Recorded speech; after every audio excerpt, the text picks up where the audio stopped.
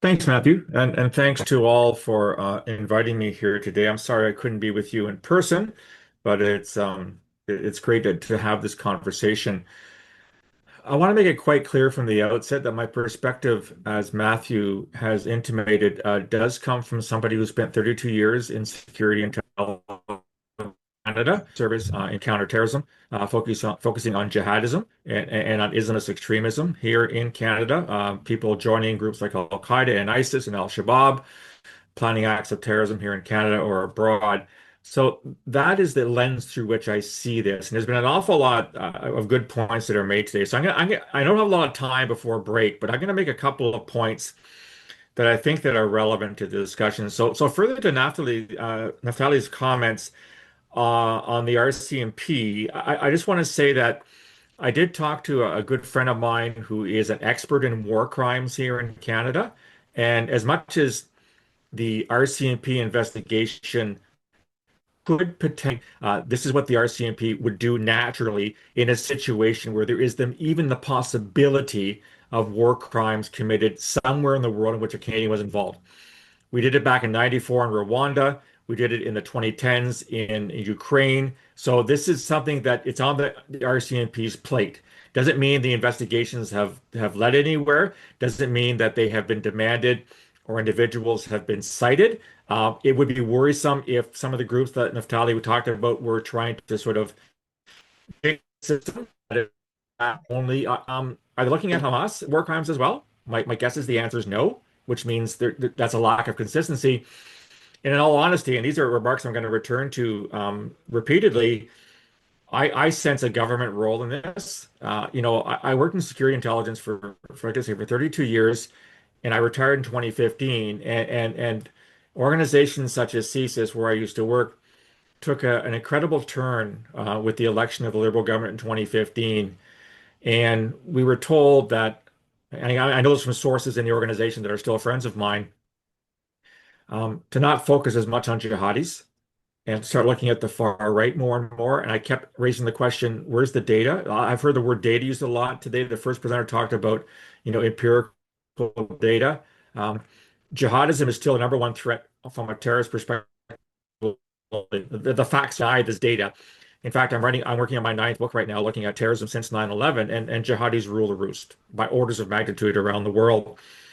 When it comes to Canada, I think, sorry, quick with Sami Dune. The problem with Sami Dune is that the listings process in Canada is essentially useless. I wrote the first Al Qaeda listing back in 2002 at CSIS. It's not a crime to be listed, which begs the question, well, why do we have a list in the first place? It more has to do with financing. So if you don't write a check, aside from that, there's no real teeth to the listings process in Canada. And I can tell you, as somebody that worked pre-listings and post-listings, it had next to zero impact on our ability to investigate individuals or groups. So, yeah, Simon Noon should have been listed a long time ago. I completely agree with that. They are loathsome people, but whether they're listed or not is largely irrelevant from an investigative perspective. Doesn't mean they shouldn't be countered and they shouldn't be challenged, but don't worry about listings because it's essentially it's an empty tool that the government has, and that's are kind of a few things. One is, again, without any data, the previous government, so the Justin Trudeau government, would regularly state, yes, we are very much against anti-Semitism, and then within a nanosecond, and against Islamophobia in Canada, suggesting the two are equivalent. And I'm sorry, I may be out of intelligence now, I've been gone for a decade. I don't have access to investigations, to secret information, but just based on open source, which I try to maintain on a daily basis, there is no comparison. Mosques aren't being firebombed. Muslim schools off on the street. We see people be yelled at. Those are just assholes. Pardon the vernacular. Every society has them. But for the government to suggest these two crimes and these two heinous acts and heinous ideologies are equivalent is frankly false. And that goes in part with the government's dithering on the whole Hamas war, or rather the Hamas attack in October of 2023. Look, I'm not Jewish, I'm not Muslim. I have legitimate concerns about what's happening in Gaza right now. No, it's not a genocide, it's a war. Bad things happen in war. That's why we should avoid them. One can be legitimately critical of some of the acts by the IDF in Gaza right now.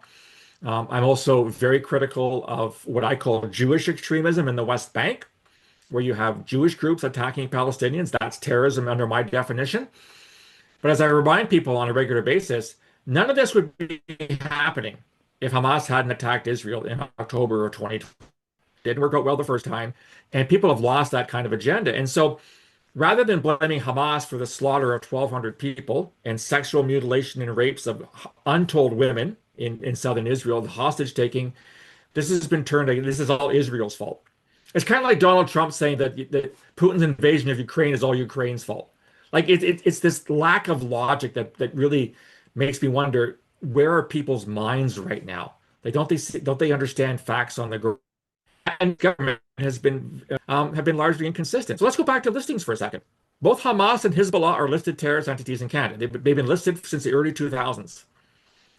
So why is it that during these so-called pro-Palestinian marches, we see Hamas and Hezbollah flags? I mean, you can imagine seeing an ISIS flag being paraded down Wellington Street in Ottawa or Yonge Street in Toronto. I can't do that. And yet it seems to be acceptable. And further to Naftali's point, who knows who's behind these demonstrations and at college and university campus rallies, things like that, government that, let's face it, they're playing diaspora politics right here. They know that in certain ridings here in Canada, if they take a position strongly against some groups, like Sikh terrorists, for example, out in Western Canada, or Hezbollah or Hamas, it's going to cost them votes when it comes to election time. So I don't have any confidence in this government's ability to understand what's happening right now in Israel. Um, Part of that's because we have a very poor intelligence culture in this country. We saw that with the Hogue Commission, with the lack of ability to process CSIS intelligence on Chinese interference going back to the 1990s in trying to get certain candidates elected to parliament. I hope the government right now um, does things differently under Mark Carney. Like I said, I'm not seeing a lot in the handout. But to me, the bottom line is that, as I said, you can be legitimately critical about what is happening in Gaza. And I don't think anybody with a heart can't see the pictures and feel for the Palestinians of what's happening. The problem is, as I said earlier, this hasn't been turned into criticism of Israel. If you want to criticize Israel, protest outside the Israeli embassy in Ottawa or Israeli consulates in Canada, if there are any. I don't know how many consulates Israel has in Canada. But don't start attacking Jewish schools and synagogues. Equivalent would be after 9/11 schools here in Canada. We would legitimately protest and we would abhor those types of moves. And yet, for some reason, when it comes to what's happening in Gaza, it seems to be acceptable to attack Jews, not to criticize Israel solely, but to attack Jews. So in other words, anybody who's Jewish is responsible for what's happening in Gaza. Like there's a failure of logic there, and that's what really worries me is that. And as you know, as somebody who went to university a long time ago, if I can't go to class because someone has a protest and says you're not welcome here on campus, like piss off. I have every right to go to class. I have every right to go to go to school. I have every right to be unhindered in my going to and from campus. And yet those campuses let those things go on for months.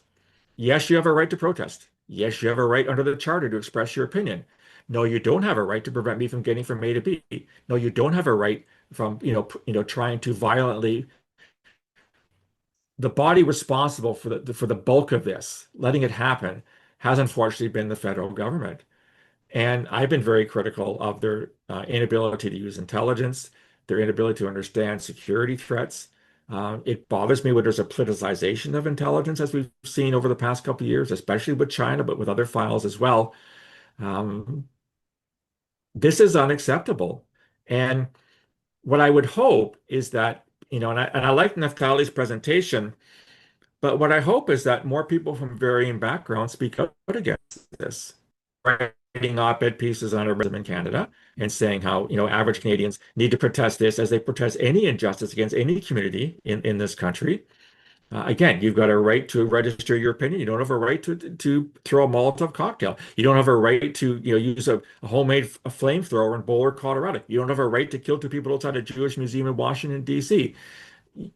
You cannot take your concern, your anger, your sadness at about the suffering of Palestinians in Gaza, and turn that into, well, any Jewish person is legitimate. I'm not convinced the government understands the nature of what's happening.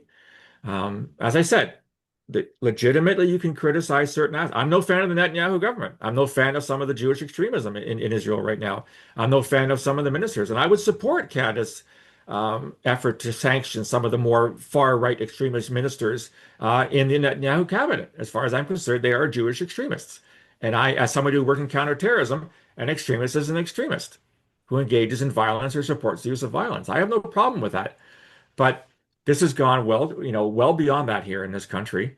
And it's time for all of us, when I say all of us, I mean all Canadians, to take a stand on this. Whether you're Jewish or not, whether you're pro-Israel or anti-Israel, it doesn't really matter right now. We're talking about the targeting of innocent Canadians based merely on the fact that they are or are perceived to be in favor of the state of Israel, in favor of what's happening right now in Gaza. And that simply is something that be allowed to. The first speaker talked about, being insulted on the streets of Paris when she was young. Well, I sure as heck hope that if you're walking down the streets of Toronto or Montreal or Vancouver or Ottawa and you see someone yelling slurs against an average person because they're Jewish or whatever, that someone stands up and says, no, take that back. That's not acceptable under Canadian society. So anyhow, I mean, I know we're getting close to the lunch break, so I could go on ad nauseum which is my special comments at this point. Hi. So your Hi. statement about the change in focus, diminished focus as of 2015 is quite significant. What's behind that? What do you understand to be? Why would the Mhm. Trudeau government care less about jihadism? Okay. Okay. So th this is largely speculative on my part, so take it for what it is. So I retired in at the beginning of May of 2015. The Trudeau government took over in October of 2015. So again, I don't in that environment, and I've seen this myself because I've been involved in it. Anybody who raises the specter of jihadi terrorism is called a racist. I've been called a racist for talking about ISIS. I've been called a racist for talking about Al Qaeda. I've been called a racist for not suggesting, providing real facts that jihadis still carry out 99.9% of all terrorist attacks around the world. And this isn't my data. This is data that comes from respected think tanks and respected institutions that monitor this stuff on a daily basis. The government sort of decided, well, if it's racist to talk about jihadis, we need another focus. And then it threw the focus onto the far right. And look, at the far right is definitely a concern. And people who worry about anti-Semitism would know that much, much better than I do. Neo-fascists, neo-Nazis, et cetera, et cetera. The problem is the facts don't support that. We haven't seen a precipitous rise in the far right in Canada. Yes, we've had attacks like the hate-filled attack in London, Ontario. I'm from London myself, which was a hate crime, by the way, not an act of terrorism from my perspective. It sort of became unacceptable for an organization that was looking at terrorism largely through the jihadi lens. It had been since 9/11. In fact, before 9/11. Terrorism comes in waves, but the jihadi wave has been dominant for the past 50 or 60 years. We looked at Sikh terrorism in the early 80s during, the Air India, of course, the 40th anniversary, which is coming up this month. To me, it reeked of political interference in the ability of the security services and law enforcement to do their jobs. And it even got worse than that. You couldn't even use the term Islamist extremism, which is the term we've been using for decades. We have to call it motivated. It was on two fronts. First of all, it's not solely religious. It involves politics and ideology as well. Secondly, if you call it religious, that means you believe it to be linked to a religion. So why don't you name the religion? I mean, are these Mennonites that are carrying out these attacks? Are these Buddhists that are carrying out these attacks? No, they're Islamist extremists. They're people who adhere to a non-normative, non-mainstream interpretation of Islam to justify their acts. They're doing it in the name of Allah. This is why they yell Allahu Akbar when they carry out their attacks. So I think it really was political in nature. It goes back to my notion that you're pandering to certain diasporas, you're pandering to certain ridings in the country where if you say things in a certain way, maybe you'll get the vote. I mean, look at the Trudeau Liberals were famous for pandering to diaspora politics, right? That's why they took no action against Chinese interference. They didn't want to piss off China as a trade partner, and they thought that they get votes in Chinese ridings, despite the fact that it's Chinese Canadians that are bearing the brunt of Chinese interference in our democracy. So a long answer to your short question, but it was very stark to me that this terminology was no longer acceptable, and we needed to show that we were looking at other forms. We almost got rid of our far right investigation in 2014 because there was nothing to look at. We've been looking at these people for decades, and if you pardon the vernacular, they couldn't organize a piss up in a bar. Um, they've become a little more lethal. But it's increasing. I don't see that Yeah. changing. We'll get started on violent incels as a main threat to Canadian national security. But we're not seeing that The diminish. far right's increasing? No, what I'm saying is Well, we're not seeing it diminish, but we're not the seeing. focus. The other thing is we haven't seen the diminishment of Islamist extremism. I mean, a Pakistani kid on a student visa just got extradited to the United States. He wanted to leave Toronto, go to New York, and kill Jews last Well, we year. have to be concerned that it's going to happen here because the government refuses to pay It attention. will it will happen here unless my colleagues at CSIS and the arts team can stop it. But my concern is that when you take resources away from something, you don't have as many men and women looking at it, and so there are things you're going to miss because you don't have enough people and money to look at it. That's my concern. Um, thank you. I have a lot of questions, but let me give you two that I'm worried about.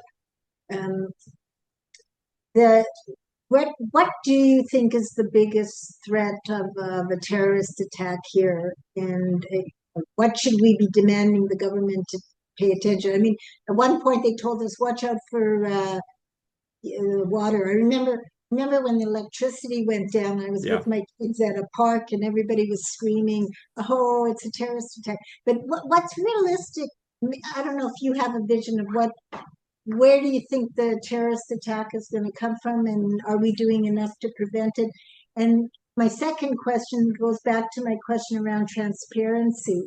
Do you have some thoughts about where in Canada we can beef up the transparency and stop the flow of money, which always is a key way to fight hate and terrorism? Right. Those are my two Right. questions. Okay, thank you. I'll deal with the second one very quickly, only to state that terrorist financing is not my specialization, so I'll be very brief. The problem is that terrorism is not expensive. Anyone can carry out an attack, and this will go back to the answers to your first question. Terrorism is very, very simple. What really worries me, you saw what happened in Boulder, Colorado. You saw what happened in DC. You saw what happened in New Orleans on New Year's Eve. Terrorism, since 9/11 has taken a very worrisome uh, turn to I call Nike to hijack an airplane. You don't have to get access to an AK-47. You can pick up a knife from your kitchen drawer, walk into a crowd, and start stabbing people, as happened in Austria. Well, that was a gun, but there's a student just knifed a teacher in France the other day. Now, it wasn't terrorist in nature. The kid had problems, but groups like Islamic State, like ISIS, have been telling people for years now, you don't have to be a rocket scientist to carry out an attack. And the thing we're seeing a lot of course, is vehicular attacks. Someone gets behind the wheel. Look what happened in Vancouver a couple of months ago outside that Filipino festival. That wasn't terrorism either. It was a guy with mental health issues. But there have been lots of attacks that have been body inmates. The problem is that it is completely impossible to stop all of those attacks. And an example I'll use. So you remember the guy that drove down Yonge Street a couple years ago and he took out people, right? Not an incel, by the way. People keep calling me an incel. He wasn't an incel. The judge said he lied about his motivation. So let's say there's a big festival. Let's say, for example, okay, let's look at the Stanley Cup playoffs. You've got Edmonton's going to be hosting one of the games. So you want to protect outside the Rogers Center. So you put barricades up outside the Rogers Center. But the crowd's going to overflow a block or two. You get the block for that. The guy on Bourbon Street in New Orleans, yeah, they could have done a better job of blocking out Bourbon Street, but I don't know if you've been in New Orleans on New Year's Eve, the whole Latin Quarter is full of people. You can't block every street off because people will simply find a way, to attack somewhere else. That's what concerns me is that we've entered an era where terrorism is cheap, it is easy, It's impossible for authorities to predict and to investigate every possible threat. And you get behind a car driving 60, 100 kilometers an hour, you're going to do a lot of damage to a lot of people. And they're really, without the benefit of advanced intelligence that this is going to happen, it's almost impossible to stop. So that's what's of concern to me is, you've got, regular services outside a synagogue, or you've got parents picking up their kids from a Jewish school in downtown Toronto. Everyone knows what time school gets out. Everyone knows what time the services are. Someone just shows up in an F-150 and starts driving through a crowd. That's my concern. So just a quick supplementary question. So we're talking about Hmm. anti-Semitism, but we're also seeing like, the riots Hmm. in LA, right? The real intent was to bring down the government and they'll throw in a bit of anti-Semitism just for fun. So to my mind, that makes the risk of terrorism even worse, right? Because we're putting up bubble zones around synagogues, but but but given the interplay between the left and the right in this, um, global attack on our way of life, anything could be a target, right? It's no Yeah, longer yeah, synagogues, right? Does yeah, that makes it even more difficult given the conflation of yeah. activism? That's what scares me. You don't know where to go in. You're absolutely right, and you raise a really good point. That's right. And you raised a really interesting point. And it's something that surprised me. But again, I'm a jihadi guy. I'm not a far right or far left. But to the best of my knowledge, this kind of is maybe the first time where you had this sort of coalition of the far left and the far right when it comes to anti-Semitism. The far right's always been anti-Semitic. I mean and I think Casey made the point very, very well. This goes back centuries, right? But the far left, it's all about Israel. It's about legitimacy of Israel. It's about, human rights. It's about this. And when you've got these two groups sort of coalesce, not necessarily nobody in this government wants to talk about the far left. Nobody wants to condemn far left violence. We had a gas project attacked a couple of years ago in British Columbia, probably by far left environmentalists. When you have got a government that's left of center, how can it criticize the people that support it? Which again goes back to the politicization of terrorism in Canada. Certain forms of terrorism are condemnable and certain forms aren't. It depends on who wants to vote for you. But your point is well taken. But at the same time, um, terrorism is possible anywhere, anytime. But if you look at Canadian history, and I wrote a book a few years ago called The Peaceable Kingdom, which looks at terrorism dating back to Confederation. We've been fortunate, lucky, and also good because of our counter and terrorism forces at CSIS and the RCMP. We haven't had that many attacks compared to other countries like the Britain, Germany, France, etc. It just seems that historically it's been less likely to happen here. That's no guarantee it's not going to happen tomorrow. I would never give you a guarantee in that way. But what I would suggest is that you don't obsess about it. So take your necessary precautions, absolutely. But I'd be very surprised if you saw an incredible uptick. So if you go back to 2014, we had two attacks in 2 days, killing two soldiers, both by ISIS wannabes.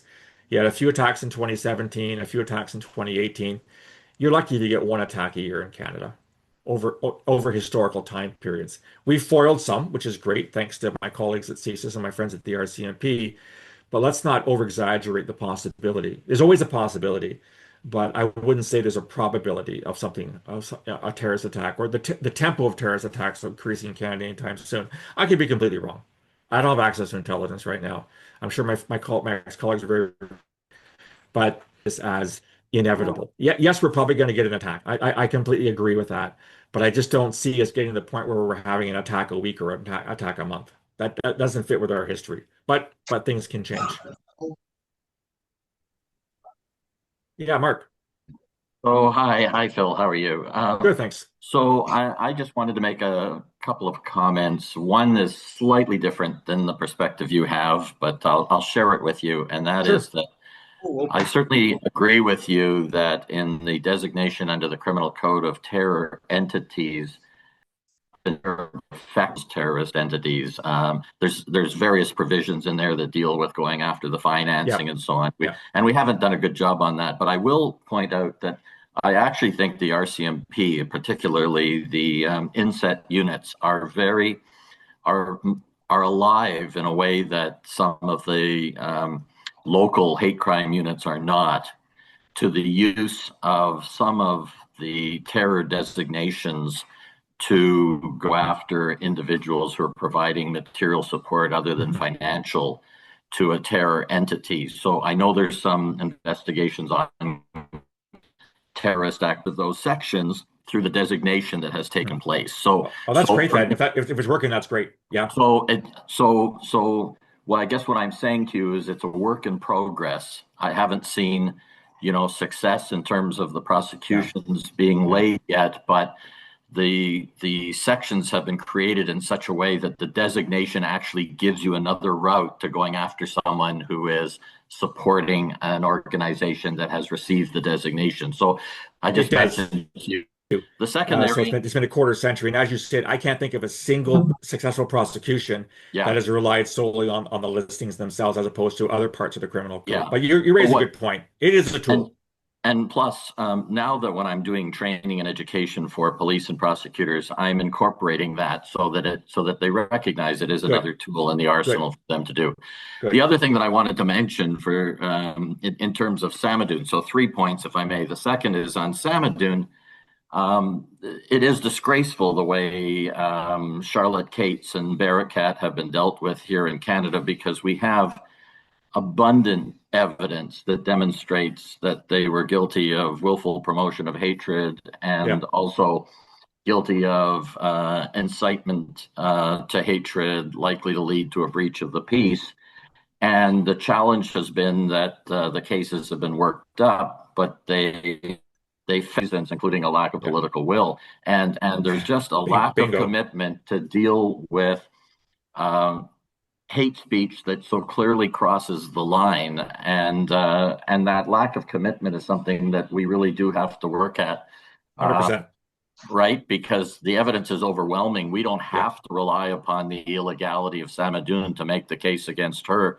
Yeah. She's been engaging in willful promotion of hatred and incitement of hatred, Yeah. citing support for terrorist organizations for years now, and so that's been frustrating. And I know that some people are looking at whether or not she should be charged under anti-terrorism provisions, as should Barakat, and the answer is that they should be.